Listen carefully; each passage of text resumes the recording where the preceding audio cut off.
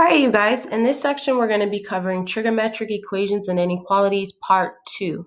Okay, so if you guys already seen the previous videos from part 1, you will notice that all of the arguments in those trig functions were singular. The only thing that's going to be different in this section is that not only are we going to have singular trig functions, but we will also include double angles and half angles as well. Okay, so let's look at our first example.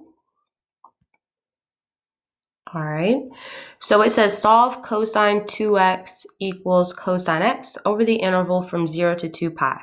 So the same steps that we followed in the previous section, checking to see if our trig function is linear or quadratic, seeing how many trig functions are present, putting it in standard form, all of those same steps you're still going to apply here, okay? So when you're looking at this function that they gave us, okay, we want to see how many trig functions are present. We only have one. There's cosines on both sides. Now you'll notice that the difference is this cosine function has an argument of 2x, while this one only has an argument of x.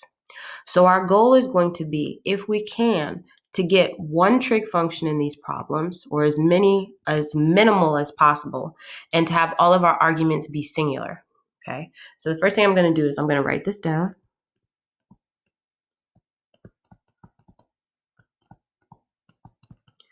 All right, so since my trig equation only has one function in it, my next goal is going to be to see if I can change that double angle function into a function that only has a singular argument, okay?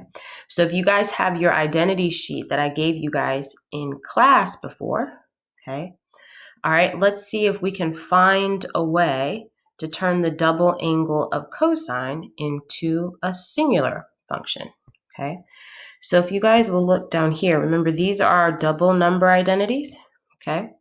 So remember cosine has 3 different versions of its double angle, okay? So when we go to choose one, we want to choose one that still allows us to only have one trig function in that problem, okay? So when we're looking at these, we don't want to choose this first one because if we introduce that one into our problem, we will introduce a sign, which we don't want.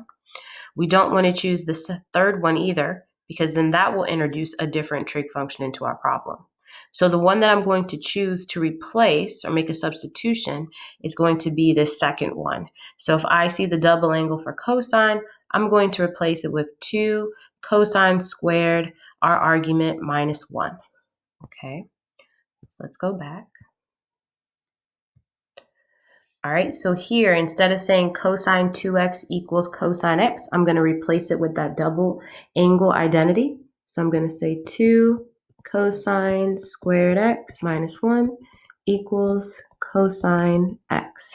Okay, so now I only have one trig function in my problem, and all of my arguments are singular. Okay, so now it looks just like the ones that we did in the previous section. So I want to identify whether or not this equation is linear or quadratic. This particular equation is quadratic because of this second exponent here. Okay, so since it's quadratic, I'm going to treat it like a quadratic equation, which means I need to put it in standard form. So I'm going to move everything that's on the right side of my equation to the left. So I'm going to subtract this cosine x. So that's going to give me 2 cosine squared x minus cosine x minus 1 equals 0. Okay, so since it's quadratic, remember you have a bunch of different methods to solve a quadratic equation. You could factor it if you wanted to. You could use the quadratic formula. I'm going to see if it factors. I just like factoring, so I'm going to see if that works. Okay, so remember, factoring still works the same way. Even though it's a trig problem, remember it just looks a little different. So if it bothers you to see the trig functions in the equation, replace your trig function with x or a variable of your choice. Okay, so this particular equation that I have is equivalent to 2x squared minus x minus 1 equals 0. So I'm going to factor that the way that I normally would because it's easier for me to see my function when it's written in that form. So this is a trinomial whose leading coefficient is 2. So to factor it, I'm going to multiply 2 times 1. That's 2. I need to list the factors of 2, which is 1 and 2. And of those pairs, I need to create a -1 because that's the coefficient of my middle term. So if I'm going to use 1 and 2, the 2 needs to be negative and the 1 needs to be positive. okay? I'm going to take those factors to rewrite my center term. So the front term is going to stay the same and the back term. So it's going to give me 2x squared minus 2x plus x minus 1 equals 0, okay? I now have 4 terms, okay?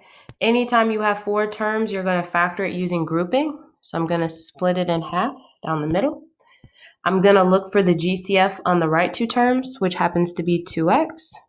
So when I factor out 2x, I'm left with x minus 1. I'm going to factor out the GCF from the right 2 terms, which is positive 1. That's going to leave me with x minus 1 equals 0, okay? You can tell you did it right because whatever is left in your parentheses, they should match. So remember, I call those twins. So I have twins, so I did it correctly. So I'm going to pull out one of the twins, and I'm going to group together what was on the outside. So 2x plus 1 equals 0, okay? So I've completely factored it. So now that I have that, I'm going to convert it back over into a trig function, which means that anywhere I see that x, I'm going to replace it back with cosine x, okay? Let's change our color. So that's going to give me cosine x minus 1, 2 cosine x plus 1 equals 0. All right, and I'm going to set each one of those parentheses equal to 0, each one of those factors. So it's cosine x minus 1 equals 0, 2 cosine x plus 1 equals 0. And I'm going to solve for x. So in this first one, I'm going to add 1 to both sides. And then I need to get x by itself. So the only way you can get x out of there is to use the inverse function. So we're going to say x equals cosine inverse of 1. And I'm going to do the same thing to the second one. So I need to get x by itself. I'm going to subtract 1. I'm going to divide by 2. Cosine x equals negative 1/2. And then to get x out of there, I'm going to use the inverse. Okay, negative 1/2. All right, now I need to solve each of these. So remember, anytime you're answering an inverse trig problem, your answer is an angle. So for this first one here, they're asking us which angles from the interval from 0 to 2 pi that they gave us up here, all right, will give us a cosine value of 1, all right? And from this second one, they're asking us which angles on the unit circle from the interval from 0 to 2 pi is going to give us a cosine value or an x value of negative 1/2. All right, so I actually have a unit circle. So we're looking for 1 and negative 1/2. So let's scroll down here.